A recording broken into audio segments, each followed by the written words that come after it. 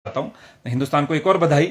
9 साल पहले जब नरेंद्र मोदी जी इस हिंदुस्तान के प्रधानमंत्री बने थे, जो पर कैपिटा इनकम है 9 साल के बाद वो डबल हुई है और 1.97 लाख पर जो इंसान मतलब जो हिंदुस्तान का जो सिटीजन है उनको उनकी जो पर कैपिटा इनकम होगी वो 1.97 है। इसके लिए मैं मोदी जी को और हिंदुस्तान की जनता को बहुत बहुत बधाई देता हूँ।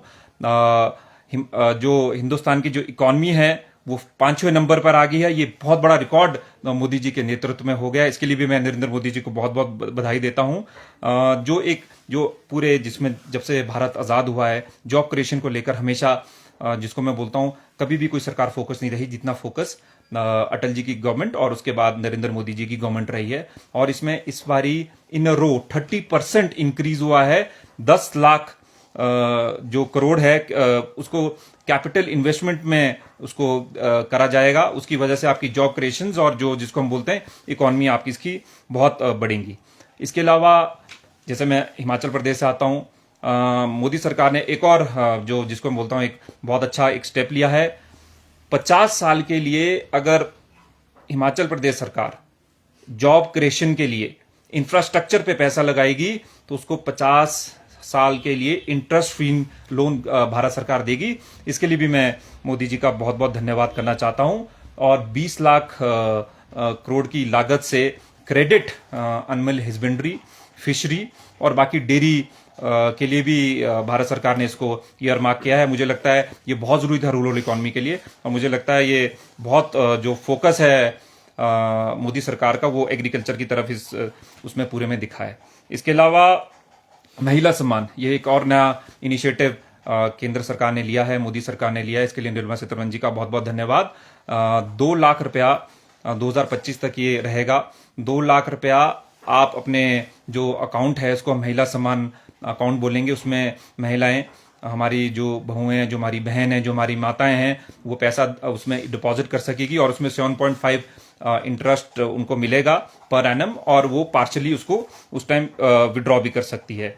इसके अलावा क्योंकि आपको पता है टेक्नोलॉजी का जमाना है, काफी नई जो हमारे को बोलते हैं टेक्निकल नॉलेज हमारे को चाहिए। चाहे मैं बात करूं ड्रोन्स की, चाहे मैं बात करूं कोडिंग्स की, चाहे मैं बात करूं आर्टिफिशियल इंटेलिजेंस की, मैं चाहे बात करूं रोबोटिक्स की, इस पे भी केंद्र सरकार का बहुत बड़ा फोकस टेक्निकल एजुकेशन की तरफ आया है, टेक्नोलॉजी की तरफ आया है। और 3 साल के कोर्सेज के लिए पूरे देश भर में इसको भी एग्रेसिवली गवर्नमेंट ने प्रमोट करेंगे। और मुझे लगता है ये बहुत अच्छा स्टेप जॉब क्रिएशन के लिए, टेक्निकल नो हाउ के लिए हमारे स्टूडेंट्स को और हमारे बच्चों को यहाँ पे मिलेगा। और जो सबसे बड़ी सौगात इस बजट में जो मिली है जिससे एक हर व्यक्ति यहाँ पर जिसको मैं बोलता हूँ लाभार्थी हुआ है।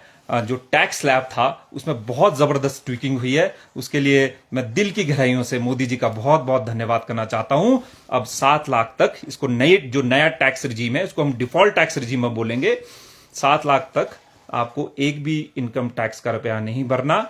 उसके अलावा अगर आपका 15 लाख अगर आपकी आमदनी है, फॉर एग्जांपल मैं आपको बता रहा हूं 15 लाख में आपको जो टैक्स देना है वो सिर्फ 149 लाख रुपीस देना है पर एनम। और अगर मैं पिछले टैक्स रिजीम की बात करूं तो वो 1.89 लाख आपको देना पड़ता था। इसकी वजह से भारत सरकार के ऑलमोस्ट मेरे ख्याल से 35,000 करोड़ का इसमें लॉस भी हो रहा है। परंतु ये लॉस केंद्र सरकार ने इसको ऑब्जर्व किया है और आम जनता को इसकी जिसको मैं बोलता हूं उसको उन्होंने यहाँ पे रिलीफ दिया है। और इसके लिए मैं बहुत बहुत धन्यवाद मोदी सरकार का और हमारे प्रधानमंत्री जी का मैं करना चाहता हूं। इसके अलावा मैं एक और कंग्रेचुलेशन यहाँ से मैं केंद्र सरकार को देता हूं। G20 का जो जिसको बोलते हैं चेयरमैनशिप वो हिमाचल हमारे मोदी हिंदुस्तान को मिली है और जल्दी कुछ दिनों में एक G20 समिट ठियोग में भी होने जा रहा है। इसके लिए भी मैं मोदी जी का बहुत बहुत धन्यवाद करना चाहता हूँ।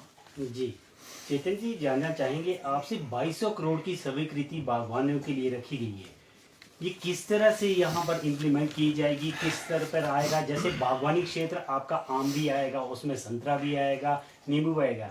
यहाँ पर हिमाचल प्रदेश में देखा गया कि ऑपोजिशन में कांग्रेस है, तो क्या यहाँ के लिए पर्याप्त बजट मिल पाएगा या नहीं मिल पाएगा? देखिए हमारा जो अध्यय है मोदी सरकार का, भारतीय जनता पार्टी का, इसमें चाहे कांग्रेस की गवर्नमेंट हो चाहे भारतीय जनता पार्टी की गवर्नमेंट हो किसी भी स्टेट में, एक बैलेंस्ड हम ग्रोथ चाहेंगे पूरे हिंदुस्तान की, और इसमें मोदी जी ने एक बड़ा क्लियर किया है 2200 करोड़, ये पहली बार ही हुआ है। देखिए, आपको समझना पड़ेगा कि जो ये एग्रीकल्चर है, it is a state subject.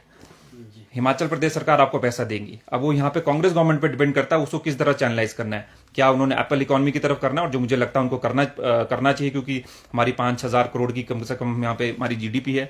क्या उन्होंने निचले क्षेत्र में करना चाहिए? बैलेंस ग्रोथ होनी चाहिए, ऑरेंजेस को भी मिलना चाहिए, मैंगोज को भी मिलना चाहिए, और एप्पल्स को भी मिलना चाहिए।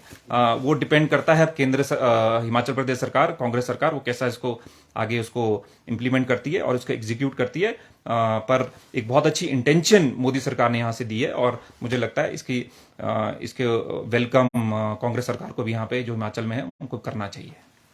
जी चेतन जी, जानना चाहेंगे अभी हाल ही में अभी यहाँ पर इरिगेशन के लिए काफी एक बागवान चाह रहे हैं कि आधुनिक तकनीकी तौर पर यहाँ पर बागवानी कर रहे हैं, तो यहाँ पर इरिगेशन की सुविधा नहीं है, तो वो चाह रहे हैं कि कुछ एक बागवानों से मेरी बात हुई है, वो चाह रहे हैं कि यहाँ पर जो ये बजट अगर 2200 करोड़ की जो घोषणा हुई है, अगर ये यहाँ पर इरिगेशन के लिए यहाँ पर डेवलपमेंट किया जाए, यहाँ पर प्रोजेक्ट उसके लिए लाया जाए, साथ ही साथ सीए स्टोर के लिए भी उन्होंने डिमांड। देखिए, सीए स्टोर्स की तो आप जैसे मैंने बात करी है अभी, ये तो बजट में उसका आउटले कर दिया गया है।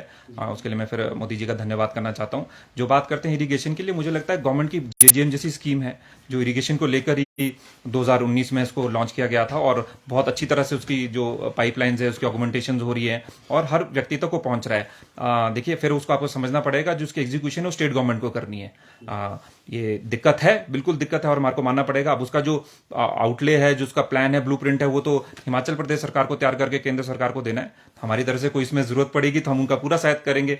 अगर बात करें एप्पल इंपोर्ट्स की, अगर आप बात करें बाकी ओवरऑल टेक्नोलॉजी की, तो मैंने कल भी सोशल मीडिया के माध्यम से, और मैंने लगातार मैं केंद्र सरकार से मैं उनको लिखते रहता हूं और उनको मैं फीडबैक देते रहता हूं। जो हमारे से बन पाएगा हम करेंगे। आप भी हमें फीडबैक दीजिए कैसे हम हॉर्टिकल्चर को बेटर कर सके, उसके लिए हमारा संघर्ष हमेशा जारी रहेगा। जी, आम बजट 2024 के लिए कैसा रहेगा? देखिए, ये जिसको मैं बोलता हूँ, एक ये यार्डस्टिक है।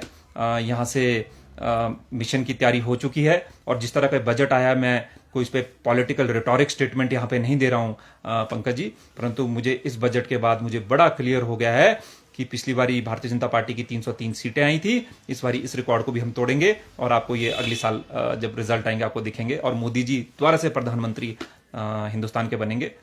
ये मेरा पूरा विश्वास है।